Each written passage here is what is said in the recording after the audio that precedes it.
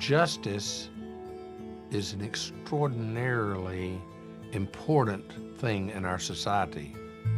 And the key to justice is having a place where the work of justice can be done with both sides on equal footing. And that place is a courtroom with a judge and a jury.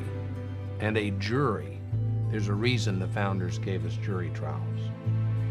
Trial lawyers have been pursuing justice since the start of this country. I had been a trial lawyer for 20 years when I first found out about the antidepressant violence issue. I think that a company that sells mind-altering drugs to the public, particularly in the volume that this entire class of drugs sells, has an obligation to thoroughly investigate any instance where their drug may be the cause of violence or suicide or death. The first Prozac violence case to go to trial in America arose out of Joseph Westbecker's slaughter in Kentucky in August of 1989. It turned out he was on Prozac. The lawyers for the families of the people that were shot, injured, or killed said, wait, this Prozac had something to do with it. And that suit was brought. It kind of became the lead case, the bellwether case. When the case went to trial, there was a secret deal between the plaintiff's lawyer, who also represented many plaintiffs across the country, and Eli Lilly. They withheld evidence from the jury and allowed Eli Lilly to trumpet the verdict as a, quote, vindication of Prozac. And when my friend found out about it, he was outraged. And he brought his outrage to me, and I was outraged. And he said, somebody needs to do something about that. I think it should be you, and I got hooked.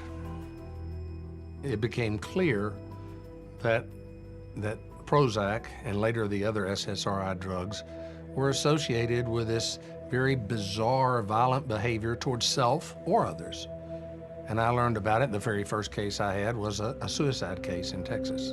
I get my first case, and I began a process called discovery. And as the name suggests, you discover things.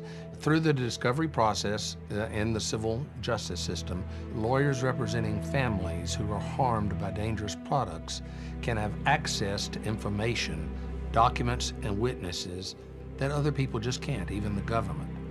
You can have access to studies that were never published, to internal emails, to internal memoranda that might acknowledge, whoa, there's a problem here that we need to actually look at that are never released otherwise. And so through this process called discovery, you can ferret around and find out the truth. And ultimately one day, you get to put that truth out in the sunshine in an open trial. My reaction to the evidence that was unearthed in the discovery process was real simple. I'm a trial lawyer, so I wanted to take this evidence into a courtroom before a judge and jury as soon as possible. And as a practical matter, the only plaintiff's lawyers representing families who were victims of SSRI-induced violence toward self or others were me and the Baum Hedlund firm in Los Angeles. That's it. One of the things that we all had in common was disgust over the injustice in individual cases of these tragedies happening and no redress for them. When someone takes a medication under a doctor's advice, they don't expect to become intoxicated to the point that they're out of their minds. These drugs trigger violent behavior, frequently toward oneself, but also towards others. By this time in the mid-90s, we had active litigation going with 3 different companies. I mean, we weren't taking on one monster with one head and tentacles. We were taking on 3. The makers of Prozac, Paxil, and Zoloft, the 3-headed Gorgon, all of whom were fighting very fiercely against us. Right near the end of the 1990s, I took on yet another case in Cheyenne, Wyoming, that would become very precedent-setting, would change the world, really, with regard to this issue. And the case involved a man named Donald Schell. He got the drug Paxil. was on it for 2 days, and was not a violent man, never in his life. And 2 days on that drug, he killed his wife, his daughter, his 8-month-old granddaughter, and then himself. It was a massacre. I represented both sides of the family. I represented Tim Tobin, who was Mr. Shell's son-in-law. Tim had lost his own wife and his daughter, Alyssa. And then I represented the sister of Mrs. Shell and the son of the Shells. I represented the entire remaining family. They were very convinced that this man that did this was not the Donald Shell they had known their whole life, and that something else prompted him to do it. My career would be completely different after that trial, one way or the other.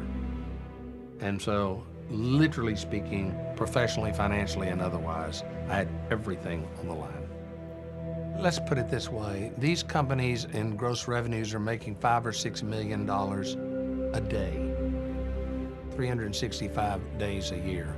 When you are threatening them over a pill, which brings them $2 or $3 billion in revenues each year, the way I have likened it in the past is like walking into the cave and saying, well, Mama Grizzly Bear, I'm just gonna take this one cub from you. They react just like Mama Grizzly. When you do this, you have to psych yourself up. You know, you have to say, oh, well, gee, I'm ready for this fight. And so in your own mind, you say, I'm like St. George, I'm out to slay the dragon. You know, I'm on my white charger and I've got my lance and whatever. From the other side of the courtroom, I think you probably appear more like a little shepherd boy with a slingshot. As a lawyer in Houston, Texas, with a tiny little law firm, their wealth and power is infinite. I'll tell you exactly what it takes to take on a big company like that in court. One thing, really. Realization. There's a famous speech given by Atticus Finch in To Kill a Mockingbird, and it's about how the only place in America where there's a completely level playing field is a courtroom. And so what it takes to be a trial lawyer taking on one of these Goliaths is to realize that Atticus was right, that there's one place in America where you're their equal. And if you can get them into that place, with a fair judge on the bench and fair citizens in the jury box, it's a fair fight. So at the conclusion of the trial, after hearing all the evidence, very scientific evidence, the first question the jury was asked was one that I devised on purpose to answer this question, not just for this case, but really once and for all. The jury was asked, can Paxil cause some people to commit homicide and or suicide? Not Donald Shell. Can it cause some people to do this? All or nothing verdict.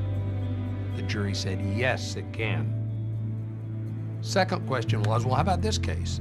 Did Paxil cause Mr. Shell to take the life of his wife, daughter, granddaughter, and his own? And the jury said, yes, it did. A Wyoming jury has decided the antidepressant drug Paxil is responsible for a murder-suicide shooting spree that left 4 people dead. In 1998, 60-year-old Donald Shell had just started taking Paxil when he killed his wife, his daughter, and granddaughter, and then turned the gun on himself. Yesterday, in a wrongful death suit, the jury awarded Shell's family $6.4 million. The jury's verdict in the Shell case was precedent-setting.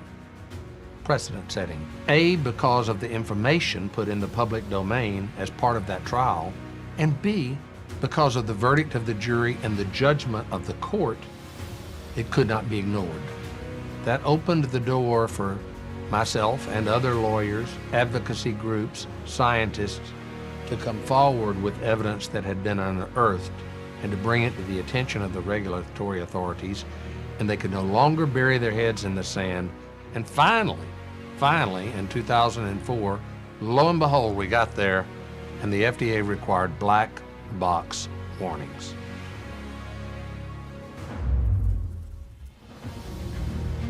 Bringing a change about in American society is something that I'm very pleased to have been a part of. I'm a trial lawyer. I work in a courtroom.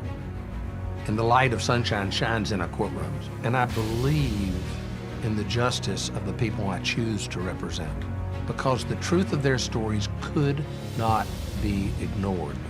And I'm proud of what we did. That's a good feeling. When I go to the courthouse, I put on my white Stetson hat. And for me, at least, it's a reminder and it's a talisman that we're on the right side and we're doing the right thing for the right reasons. We're the guys in the white hats in this fight, okay?